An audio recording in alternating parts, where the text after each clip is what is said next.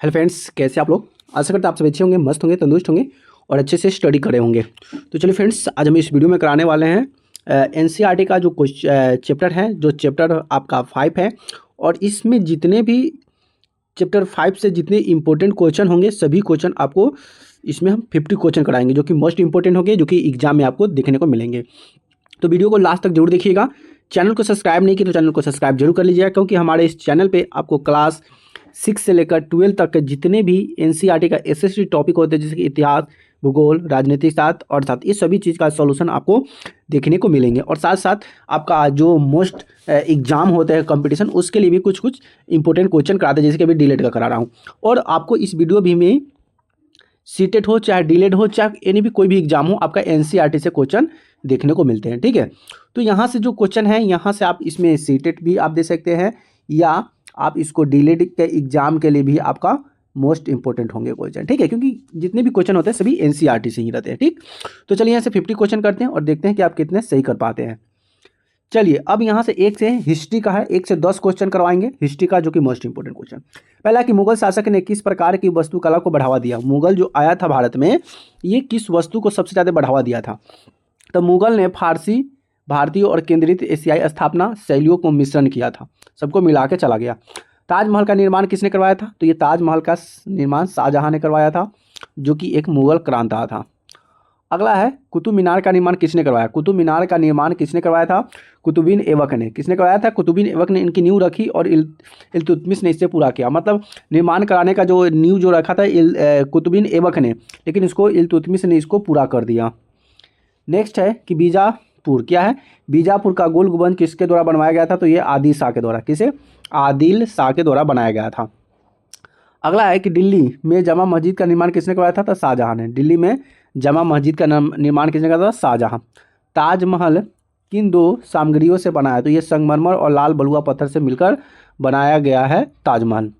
अगला है शेर शाह सूरी ने किस प्रकार इमारत का निर्माण करवाया था।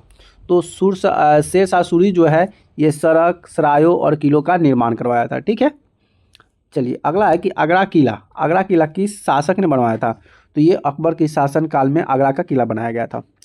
चार बाग शैली। चार बाग ये आपका उत्तर प्रदेश में पड़ता है। ठीक है, तो 4 भागों में विभाजित करता है। चार बाग शैली जो है 4 भाग में विभाजित करता है, 4 दिशा में विभाजित करता है। यहाँ से है कि लाल किला किसने बनवाया था। ये भी शाहजहां ने बनवाया था। अब आता है 11 से 20 तक निर्माण और वास्तुकला। इसमें क्या है, निर्माण और वास्तुकला, क्या क्या चीज़ का निर्माण हुआ उसको जानेंगे। सबसे पहला है कि दक्षिण भारत में रथ मंदिर बनवाया था किसने। पल्लव शासक ने। किसने। पल्लव शासक ने। बुलंद दरवाजा किस सम्मान में बनाया गया था। अकबर ने गुजरात की विजय के बाद। अकबर ने क्या किया, जब गुजरात पर विजय प्राप्त कर लिया था तो उसने बुलंद दरवाजा बनवाया था। अगला है कि खजुराहो क्या है। खजुराहो के मंदिर का निर्माण किसने करवाया था। चंदेल शासक ने। किसने। चंदेल शासक ने। खजुराहो का मंदिर का निर्माण किसने करवाया था। चंदेल शासक ने। अगला है कि विजय साम्राज्य के प्रसिद्ध मंदिर कौन से है। विजय साम्राज्य के प्रसिद्ध मंदिर कौन से है। ये मंदिर है विट्ठल स्वामी हजारा राम मंदिर। विट्ठल स्वामी और हजारा राम मंदिर, वे विजयनगर साम्राज्य के प्रसिद्ध मंदिर हैं। अगला है दीवाने आम। दीवाने आम और दीवाने खास का क्या महत्व है।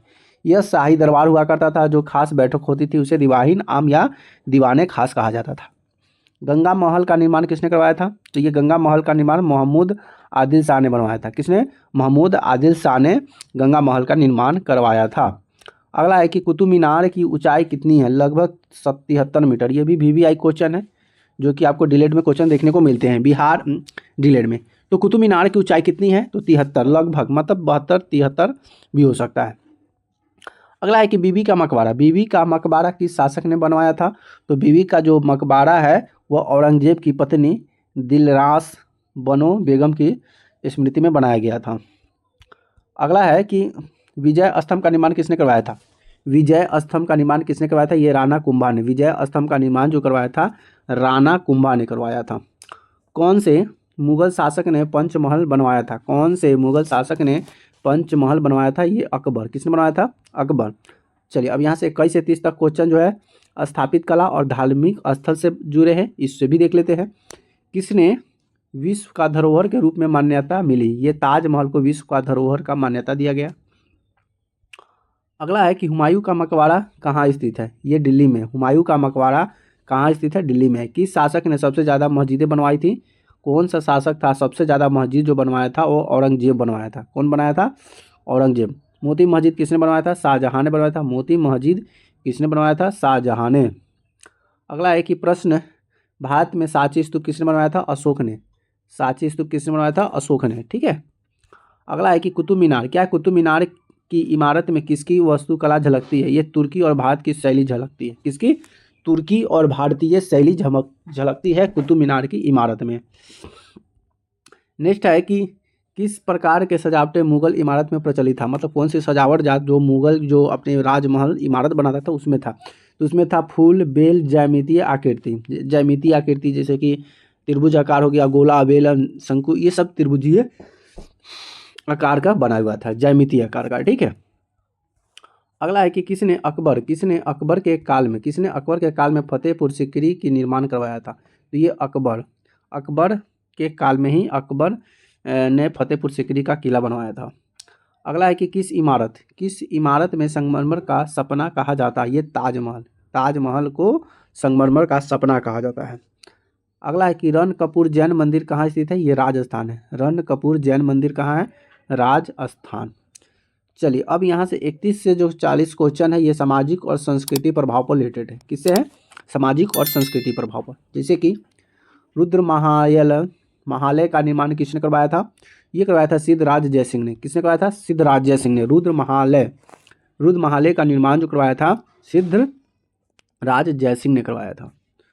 अगला है कि भारत में क्या है कि भारत में स्तूप का उद्देश्य क्या था? भारत में जो स्तूप जो बनाया गया था बड़े बड़े, उसका उद्देश्य क्या था? तो इसका उद्देश्य था बौद्ध धर्म के अवशेषों को संरक्षित करना, बौद्ध धर्म के अवशेष को संरक्षित करना, बचाना।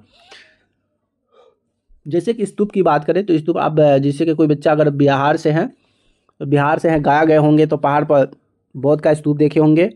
अगर वैशाली के बच्चे कोई है हमारे वीडियो देख रहे हैं वैशाली का, तो वैशाली में भी बौद्ध स्तूप जो पोखरा के बगल में बताया, जिसको हम लोग नौलखा मंदिर कहते हैं या वैशाली गढ़ कहते हैं। ठीक है।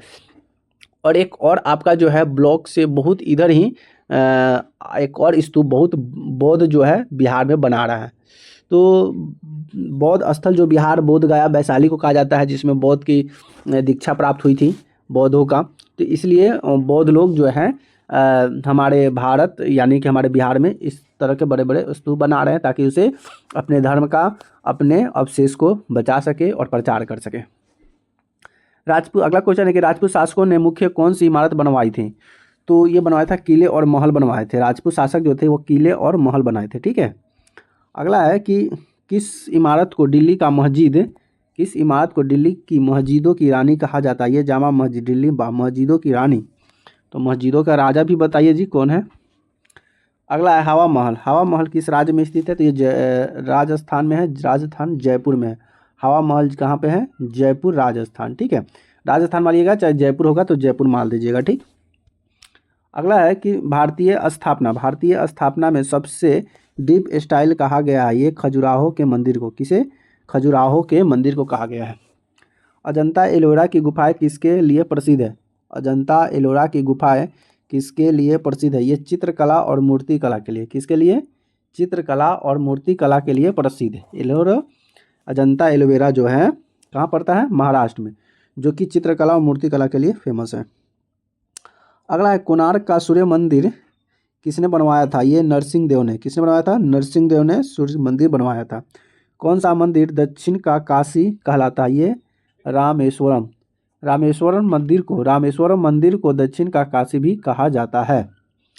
अगला है कि कौन सा शासक भारतीय इस्लामी वास्तुकला का जनक कहा जाता है? अलाउद्दीन खिलजी को भारतीय शासक इस्लामी का जनक कहा जाता है। यही ने पूरा इस्लाम का प्रचार किया, अलाउद्दीन खिलजी ने।